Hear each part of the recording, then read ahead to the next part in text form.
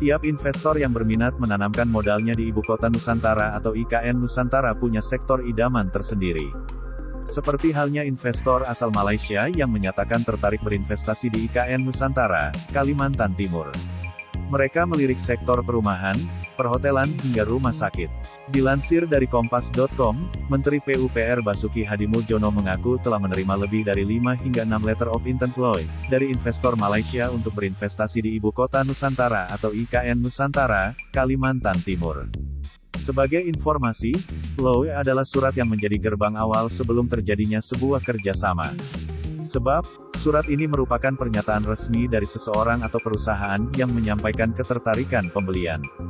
Dilansir dari Kompas.com, Basuki menuturkan, investasi di IKN Nusantara dari LOI yang dia terima tersebut utamanya pada sektor rumah sakit, perhotelan, serta perumahan. Tapi yang jelas saya sudah menerima LOI dari lebih dari 5 atau 6 calon investor yang mereka menyatakan ingin berinvestasi, utama di bidang rumah sakit, dan bidang perumahan, serta perhotelan, ucap Basuki usai seremoni penyerahan aset barang milik negara, BMN, di Auditorium Kementerian PUPR, Rabu, tanggal 7 Desember tahun 2022.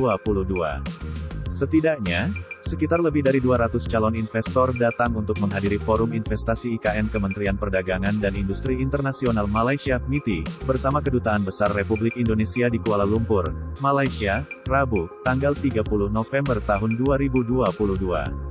Basuki melanjutkan, pemerintah akan memberikan berbagai kemudahan untuk investasi di IKN, khususnya di kawasan inti pusat pemerintahan KIP 1A, 1B, dan 1C sebagai tahap awal pengembangan IKN.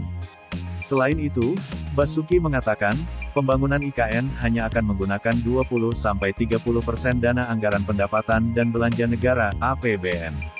Sedangkan untuk sisanya akan menggunakan dana investasi baik berupa kerjasama pemerintah dan badan usaha, KPBU, maupun investasi murni. Selanjutnya, para investor kemungkinan bakal diajak berkunjung langsung ke IKN pada kuartal 2 tahun 2023. Sementara menurut laporan, beberapa negara lain selain Malaysia telah menunjukkan ketertarikannya untuk berinvestasi di IKN. Sebut saja Finlandia, Jepang, Brunei Darussalam, hingga Korea Selatan.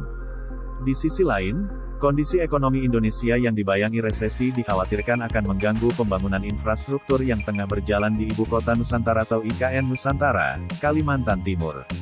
Dilansir dari Kompas.com, Direktur Pengelolaan Dukungan Pemerintah dan Pembiayaan Infrastruktur Kemenkeu Brahmantio Istioso mengungkapkan, dengan adanya partisipasi swasta pada pembangunan IKN Nusantara, diharapkan tidak mengganggu jalannya pembangunan proyek IKN saat ini. Brahmantio mengungkapkan, pembiayaan kreatif dengan partisipasi swasta bisa mendorong keberlanjutan pembangunan infrastruktur IKN Nusantara.